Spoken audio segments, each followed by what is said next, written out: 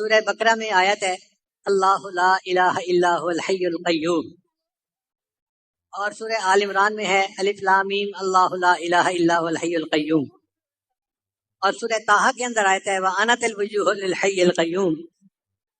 تو وہ فرماتے ہیں کہ میرا یہ گمان ہے کہ الحی القیوم یہ اللہ تعالیٰ کا اسم اعظم ہے، اس لیے ہم نے محراب میں یا حی یا قیوم لکھ کے لگایا ہے کہ بعض مفسرین کے نزدیک یہ اسم اعظم ہے۔ ہمارے بزرگوں نے اس کو مزید آگے نکھارا، وہ فرماتے ہیں کہ نہیں، جو اسم اللہ ہے وہ اسم اعظم ہے۔ بہرحال یہ قرآن مجید کی عظیم ترین آیت ہے، اور وہ خاص نعمت ہے جو اللہ نے فقط اپنے پیارے محبوب صلی اللہ علیہ وسلم کو عطا فرمائی، کسی اور نبی کو عطا نہیں کی گئی، اور نبی علیہ السلام نے ہم تک یہ امانت پہنچا دی۔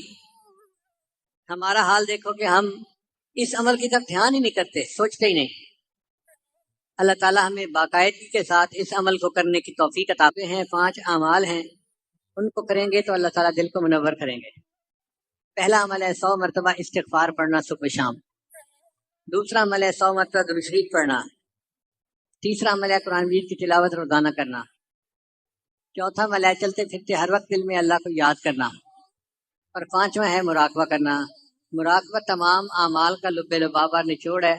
طریقہ بہت آسان ہے، جب صبح شام نماز پڑھ کے فارغ ہوں تو تھوڑی دیر کے لیے اللہ سے لو لگا کے بیٹھیں کہ اللہ کی رحمت آ رہی ہے، میرے دل میں سما رہی ہے، میرے دل کی ظلمت اور سیاہی دور ہو رہی ہے، اور میرا دل اللہ اللہ اللہ بول رہا ہے، میں سن رہا ہوں۔ زبان سے نہیں پڑھنا، دل پڑھ رہا ہے، میں سن رہا ہوں، یہ گمان کرنا ہے۔ اور حدیث مبارکہ میں آتا ہے انا عند ظن عبدی بی، میں بندے کے ساتھ اس کے گمان کے مطابق معاملہ کرتا ہوں۔